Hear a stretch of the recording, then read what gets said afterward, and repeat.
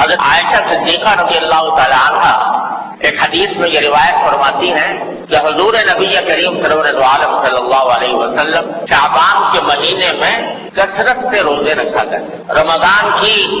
تیاری سمجھ لیجیے، اس کی مشق سمجھ لیجیے، اس کا استقبال سمجھ لیجیے۔ بہرحال نبی کریم صلی اللہ علیہ وسلم اس مہینے میں کثرت سے نفلی روزے رکھا کرتے۔ واجب نہیں ہے، فرض نہیں ہے،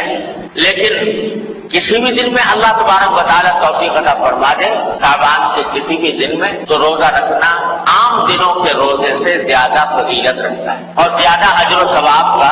موجب ہے۔ کوئی تعداد مقرر نہیں، کوئی دن مقرر نہیں، بلکہ جس وقت بھی اللہ تبارک و تعالیٰ کی طرف سے توفیق ہو جائے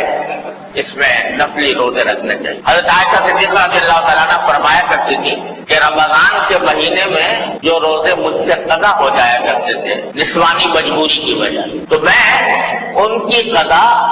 شعبان میں رکھا کرتی تھی، کیونکہ رسول کریم صلی اللہ علیہ وسلم بھی ان زمانے میں کثرت سے روزے رکھتے تھے، تو میرے لیے روزہ رکھنا آسان ہو جاتا تھا کہ آپ بھی روزے سے ہیں، میں بھی روزے سے، تو اس سے شعبان کے روزوں کی فضیلت معلوم ہوتی ہے۔ البتہ ساتھ ہی رسول کریم صلی اللہ علیہ وسلم نے یہ بھی بیان فرمایا، صحابہ کرام کو ہدایت دی کہ رمضان سے کچھ پہلے، ایک دن پہلے یا 2 دن پہلے روزہ نہیں رکھنا چاہیے، ایک دن پہلے یا 2 دن پہلے روزہ چھوڑ دینا چاہیے، روزہ نہیں رکھنا چاہیے۔ اس کی ایک وجہ تو یہ ہے کہ تاکہ انسان رمضان کا استقبال نشاط کے ساتھ کر سکے، پہلے ہی روزے سے کمزور نہ ہو چکا۔ ایک وجہ تو یہ علماء کرام نے بیان فرمائی، اور دوسری وجہ جو اس سے زیادہ گہری ہے وہ یہ کہ دین اتباع کا نام ہے، اللہ تبارک و تعالیٰ کے حکم کی اتباع، نبی کریم سرور دو عالم صلی اللہ علیہ وسلم کے حکم کی اتباع، یعنی اس کی پیروی، حکم ماننا، حکم پر عمل کرنا۔ دین اس کا نام ہے، اپنا شوق پورا کرنے کا نام نہیں، اور جذبات کی تسکین کا نام نہیں، بلکہ اللہ جل جلالہ کے احکام کی پیروی کا نام ہے۔ اسی لیے بدعات کو ضلالت اور گمراہی قرار دیا گیا ہے، کیونکہ بدعت جو ہوتی ہے وہ اپنے دل کے ارادے سے اپنی خواہش کے مطابق ایک چیز آدمی کر لیتا ہے، اس کو دین سمجھ لیتا ہے، دین کے اس کو دین قرار دے دیتا ہے، وہ حکم کی اتباع نہیں ہوتی۔ تو اس واسطے شریعت نے یہ حکم دیا کہ رمضان سے 1-2 دن پہلے روزہ چھوڑ دو۔ کیوں چھوڑ دو؟ اس لیے چھوڑ دو کہ اگر 1-2 دن پہلے سے روزہ رکھنا شروع کر دو گے تو گویا تم نے اپنی طرف سے رمضان کے روزوں میں اضافہ کر دیا۔ اللہ تبارک و تعالیٰ نے تو تم پر 30 یا 29 روزے فرض کیے تھے، اسی کے ساتھ تم نے ملا دیا شعبان کے آخر کے 2 روزوں کو بھی، تو اب آگے رمضان میں تو رکھو گے 29 یا 30 روزے، اور اگر شعبان کا 30واں بھی رکھ لیا اور 29واں بھی رکھ لیا اور 28واں بھی رکھ لیا تو وہ 30 نہ رہے 33 روزے ہو، یہ اپنی طرف سے اضافہ ہو، فرض کے اندر اضافہ ہو۔ اور شریعت اس بات کا بڑا اہتمام کرتی ہے کہ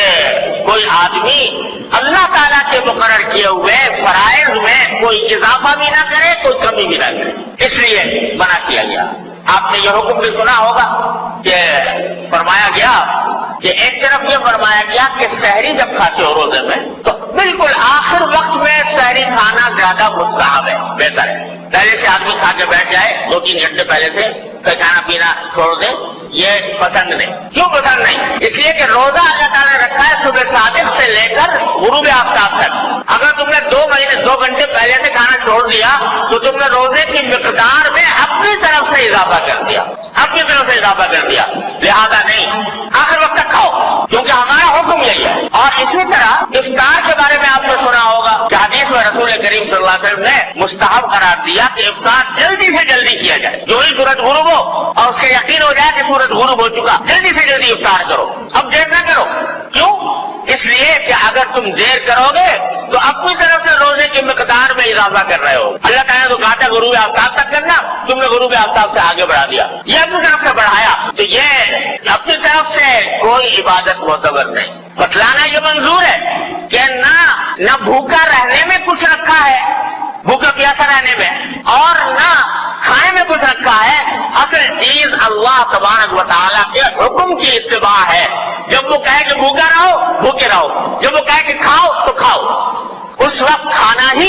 فضیلت رکھتا ہے، اس وقت کھانے میں ہی ثواب ملے گا، کیونکہ اللہ تعالیٰ کا حکم ہے کہ کھا۔ تو یہی معاملہ شعبان کے آخری 2 روزوں تک۔ اس سے آپ اندازہ لگا سکتے ہیں کہ شریعت نے کتنی باریکی کے ساتھ اس بات کا لحاظ رکھا ہے کہ کوئی شخص دین میں اپنی طرف سے کوئی اضافہ نہ کرے، دین میں اپنی طرف سے کوئی چیز شامل نہ کر دے، چاہے وہ دیکھنے میں اچھی معلوم ہو رہی ہو، چاہے وہ دیکھنے کے اندر عبادت معلوم ہو رہی ہو، لیکن اللہ تبارک و تعالیٰ کی مقرر کردہ طریقے کے خلاف ہے، اس لیے اعتبار نہیں ہوتا، وہ پسندیدہ ہی نہیں، اس پر گناہ ہے۔